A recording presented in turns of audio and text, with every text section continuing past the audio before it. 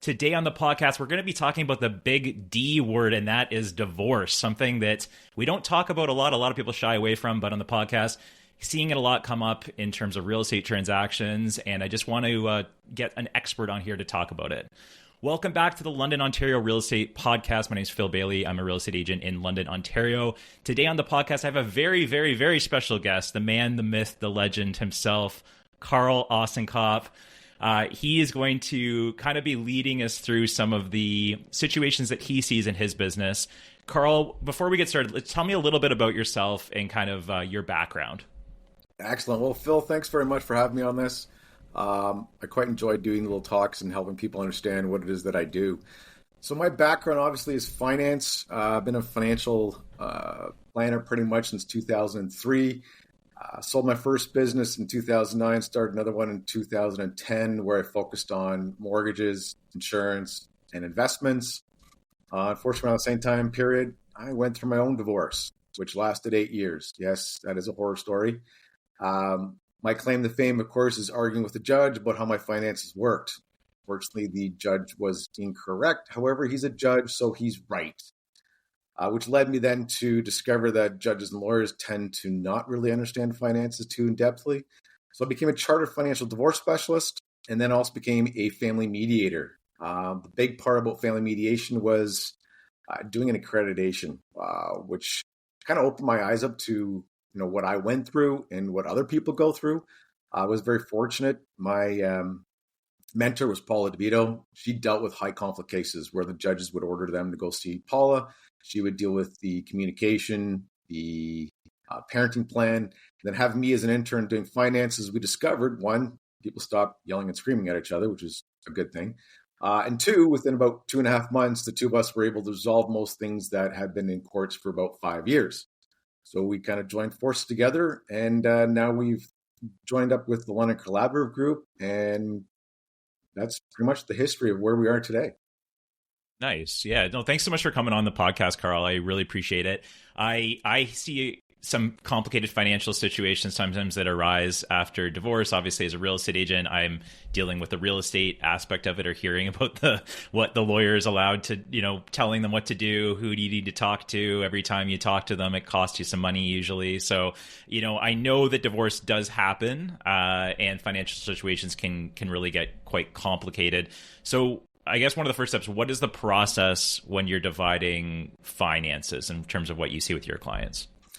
Well, that's always a fun question because, again, there's a lot of myths out there. One of the ones I always love to make fun of is let's split it all down the middle. So we line it all up and then we cut it all in half, and you get half of this and you get half of that. Typically speaking, that's not very tax advantaged. There's a lot of issues involved with that. And a lot of times we're not dealing then with the interest. So I have a little analogy I like to use, and it helps people kind of understand it. The idea is to, you'll hear this thing called full financial disclosure. So that's called like grabbing all the ingredients, putting all the ingredients together. I don't care where it comes from because I'm a neutral participant. That's the only way I deal with this. So each party gives me their information. I put it together, and then I give a summary. My summary, in essence, is like a cookie. Right. And I'm sure you remember when, I don't know, Phil, if you have kids. I mean, you have kids, and I'm sure you were a kid at one point, and I'm sure you have a sibling. So people out there who have siblings, remember there's one cookie left, and your parents are like, yeah, you guys can split that cookie. And so the one kid grabs the knife, slowly cuts it in half because the other sibling gets first picks. It's kind of the same kind of analogy that we use when we look at divorces. My role is to build that cookie. And then we look at how can we divide it in the most equitable way possible. So sometimes another great analogy I'll use is the jelly beans. So, there's purple jelly beans, blue jelly beans, red jelly beans, yellow jelly beans, and we put them all into a big jelly bean jar, and then we got to divide them out. So one party may end up with all the purple ones. One party may end up with all the blue ones, and then, might split a little bit of the yellow ones here and a little bit of the yellow ones over on the other side. So the idea is to really understand your full financial picture. So my role literally is gathering the information, educating both sides to make sure that they understand what their financial picture is. And Phil, I'm sure you recognize that not everyone understands their financial pictures. From there, we work with them to allow them to make their own decisions, right? Part of that is involving other professionals. So, having their accountants, having their financial planners be involved, it just makes it easier for me to speak geek with them to make sure that everyone's on the same page. If we have a house, that's why I reach out to a realtor, because if we need to sell the house or we need another valuation of a house, I have my background, of course, mortgage, so I have an understanding of housing prices and how things are going. But sometimes you need that other advocate there that they may really trust and have a relationship with. If they need to suddenly sell the house, having a realtor there is key, and working with us. So I'd reach out to you, Phil, and say, hey, let's have a meeting. Let's find out what the house is worth. What are the type of offers we want? What do we want to list it for, right? Because one party will want it higher, one party will want it lower. What is the realistic number that allows them to offboard the relationship and move forward? So yeah, it is complicated, but the goal is to make sure that you surround yourself with enough professionals who actually understand what it is to go through a separation. And I think that's what stands our organization out than the typical approach, is because we try to wrap our clients around with more professionals to help them manage this offboarding. Yeah. Similar to, in a way, like it's as a real estate agent, I'm the same way in the sense of, I need to bring in a home inspector because that he knows much more about inspecting a house than I do. I'm kind of like the generalist in the equation, and then I kind of lead them through that process. So I appreciate you sharing that. Like when it comes to a house, because obviously this is the London, Ontario real estate podcast. So yes, I'm curious when you talk about the house aspect of it, like when there are spouses that are splitting up, what options do they typically have when it comes to real estate in order for them to kind of move forward with that house? I know you mentioned a couple, but kind of curious on digging a little bit deeper into that.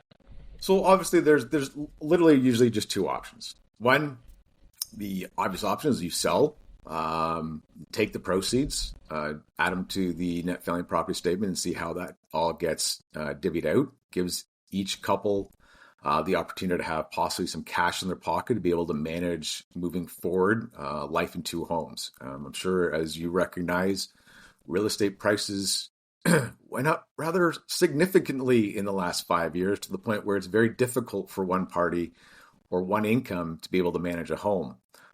We see it a lot, where you have, a house at $600,000-700,000. You may have a mortgage of $200,000 or $300,000 on it, but if you're looking to refinance that and be able to, buy the other party out, which is of course your second option, well, you require a substantial income to be able to do that. And usually we won't be able to figure that out until we figured out, what the support payments are, what the parenting schedule looks like. So, it does become quite convoluted, but at the same time, knowing all your options and recognizing that, there is no right answer. It's just, what can you handle from a cash flow standpoint at the end? So a lot of times my involvement also puts people, as my favorite saying is, in the realm of reasonability. So yes, I love my house, but I can't afford my house. So maybe it's not a great idea. I always make the joke, we can't always have what we wanted. I wanted unicorns. We ended up with giraffes. I don't know. You explain that one to me, right? So yeah, it's an interesting dynamic, but I know a lot of people really want to keep that house, not recognizing from a cash flow standpoint, it's not possible. And then allowing you to have that extra money from the sale of your house to be able to have a cushion. So when something happens in life, you have access to money, might just be a better idea. Yeah. So, you mentioned unicorns, and my daughter would be excited because she's in her unicorn phase of life right now. And, yes. Kind of brings me to the next topic of the podcast.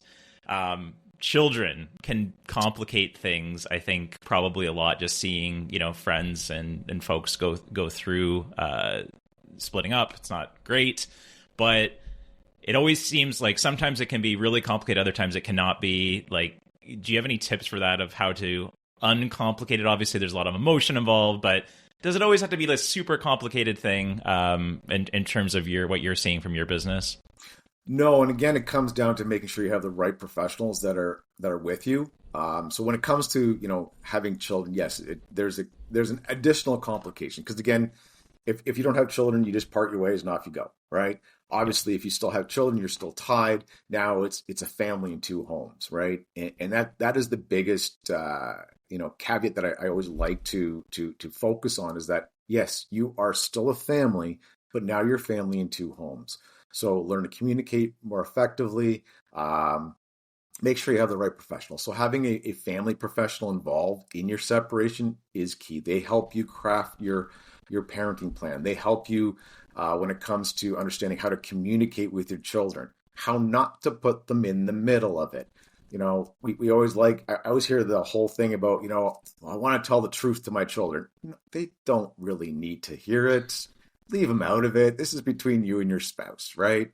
So, relating that back again to finances, it does become complicated in the sense that, you want to make sure both parties have relatively the same kind of income flow to be able to raise those kids. So again, it's understanding what the realm of reasonability looks like and working with professionals to make sure that it does work out that way. When it comes to a house, I always like, it's in the best interest of the kids for us to stay in the house. Well, if you're stressed out and you can't afford your mortgage, your kids are going to pick up on it. No, then it's not the best place for your kids because you're stressed out and you can't help your kids. So find something in the same school district or whatever the case is. Maybe you rent for a year until you figure out life.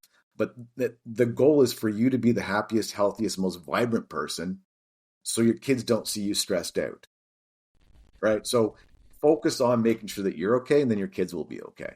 And I think that's what a lot of people seem to forget is that, okay, Phil, you just mentioned you had a daughter. If she's doing something in the corner and she's not supposed to be doing it, you can just look at her and she knows, oops, Pops didn't like me doing that. So they pick up on everything. So it's one of those situations where, yeah, you have to take care of yourself and being stressed out, not a good idea.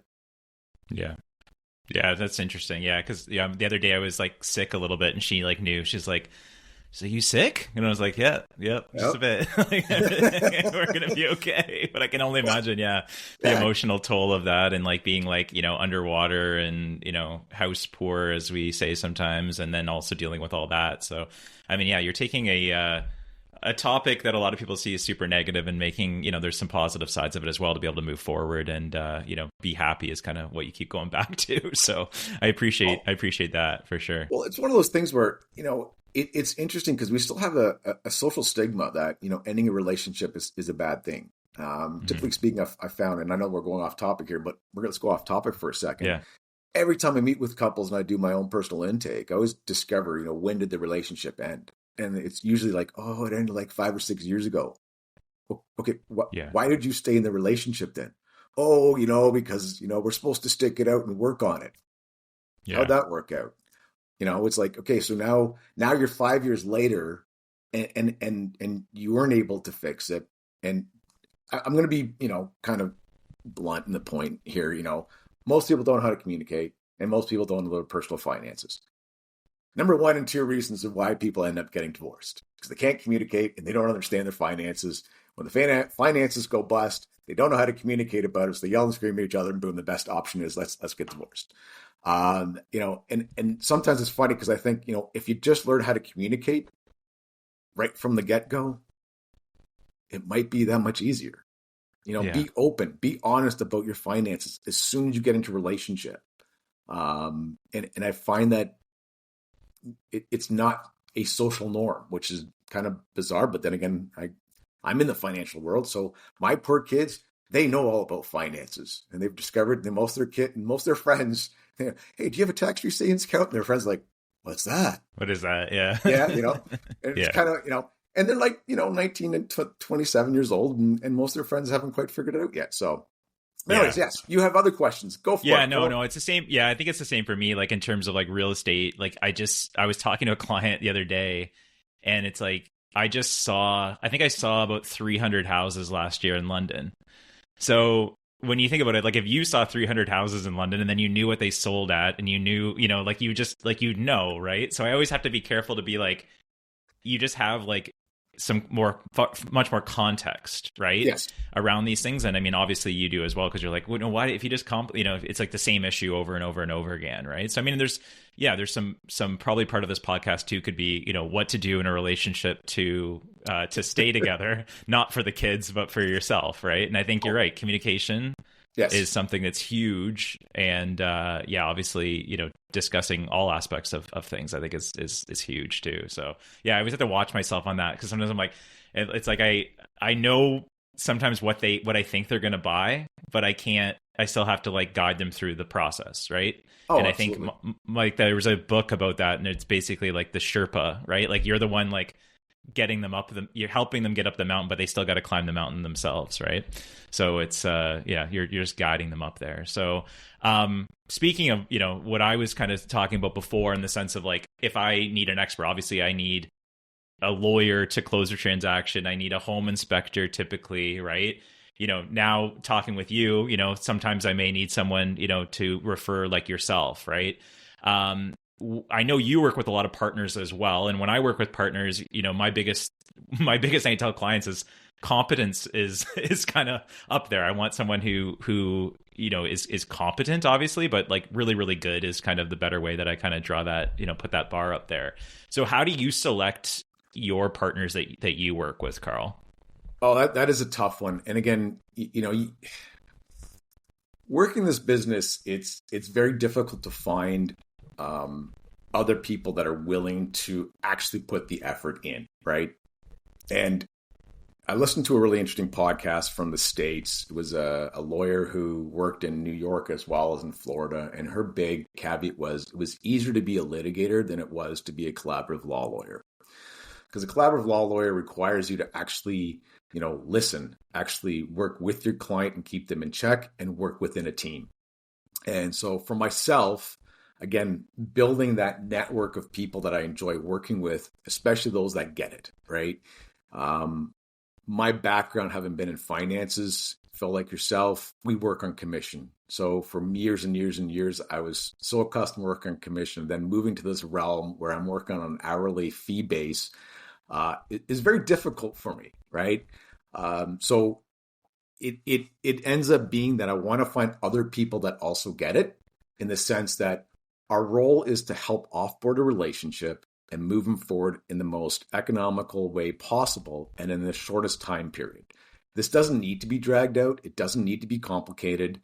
The complicated aspects, you rely on your other professionals. From a finance standpoint, that would be me and your accountant, your financial planner, your realtor, your corporate lawyer, if you have a corporate lawyer, right? I work with them on a regular basis if there's corporations involved. Mm-hmm. Let us deal with those complex situations. Then making sure you have a family professional there, preferably someone who has a master's in social work, understands the dynamics of, the development of children, and how to build a parenting plan that is, integrated within the family, right? We all have very different schedules, and you have to work with that. And you have to make sure that it works well with the children as well. And then from a legal aspect, making sure that you have lawyers there that, one, understand to rely on those professionals, and two, have the ability to craft the agreement in the most effective way possible and in a timely manner. So yeah, it over the years I've discovered there's certain people I really enjoy working with, others not so much anymore. I'm at that stage now where when people reach out to me and they've already had a lawyer, I might just say, no, I'm not going to work with you, because your lawyer's not going to be doing what's in the best interest of you. Your lawyer's going to do what's in the best interest of them. Nothing against that lawyer specifically. It's just they haven't made that shift yet to recognize that the goal is to offboard a relationship in a timely manner, in the most effective manner, in the most cost-effective manner. So yeah. It takes time, it takes effort, it takes caring about the family, and trying to find the right people takes time. So do your due diligence. Make sure you reach out and have those different people in your back pocket to be able to help you. It is I've always been the person who worked on a holistic basis. So it's not really that much different from my financial planning days, working with, other mortgage people, other investment professionals, realtors and so on. When I worked with clients to get, rental properties put into place, I don't have time to sit there and take them out and show them 300 houses for a year. Right.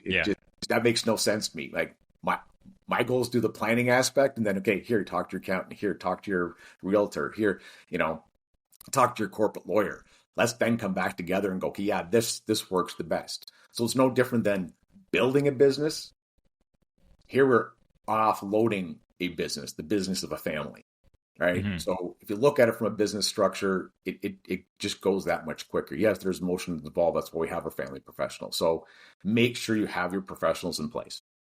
Yeah, well, it's interesting. Yeah, so I think next time when someone tells me they're getting divorced, I'm going to say, no, you're offloading your relationship. Well, and that's just it. Like, think about like every movie you've ever seen, Phil. As soon as someone says anything about a divorce in a family, like in any of those movies, the first thing some family member says, "Oh, you got to go lawyer up and battle." And you're like, "Yeah, battle what? Like, yeah, what are you battling?" I never understood that. So let's you undo your relationship. Make sure you're taking care of the family in 2 homes. Seems that much simpler. Yeah, absolutely. Yeah. And I think you're right. It's like this whole thing of like, you did marry that person at some point in your life. Like, I understand people change and things go crazy sometimes, but it's interesting to me. Yeah. Cause it's like, I like that offloading. I'm going to put that. That's a good way to put it, Karl. Okay, Karl, we're kind of wrapping up the podcast here. I did want to just allow people to get in touch with you. Obviously, if they have a question for you, you do a lot to help people. So how can folks get in touch with you, Karl? Well, actually, it's kind of neat. So just go to my website, osco.ca. So OSSKO.ca. On there, you can request to have a 30-minute consult with me. So I always schedule a Zoom call with everybody where I give an overview of who I am, what I do. Then I listen to where their situation is at. And from there, I kind of leave it in their arena as to what would they like to do, right? So they're on the ground dealing with it. I'm up in the stands watching. Tell me who else you need me to be there with. If you need help, I can guide you in the right directions. If it's a fit, great. If it's not, I don't take offense, right? It's your journey going through this. So, but yeah, I give a lot of my time back. I reply to my emails. I typically don't charge for phone calls and emails. I always have to say within reason. So if you email me 10 times in one day, yes, I might have to charge you for that sucker. But on the most part, the idea is to build communication. So right off the bat, I try to be as open and honest about my communication structure by having that free Zoom call. And people seem to really appreciate that. And then from there, if you do hire me on, just know that, from a billing standpoint, phone calls, emails, don't charge for. I want to be able to build a relationship with you to be able to help you figure out what you need to do. Nice. Well, thanks so much for joining the podcast, Karl. That's how you get in touch with Karl. I really appreciate everyone listening to the podcast and watching on YouTube now that we're going to be putting that up there as well. So you're famous now, Karl. Oh, no. Yeah, exactly. My name is Phil Bailey. I'm a real estate agent in London, as you probably know from listening. My number, you can just text me 226-977-2348 or go to my website. It's just philbailey.ca. Thanks again for joining the podcast, Karl. I hope you have a wonderful day, everyone listening, and take care. Let's talk soon. Take care. Thank you.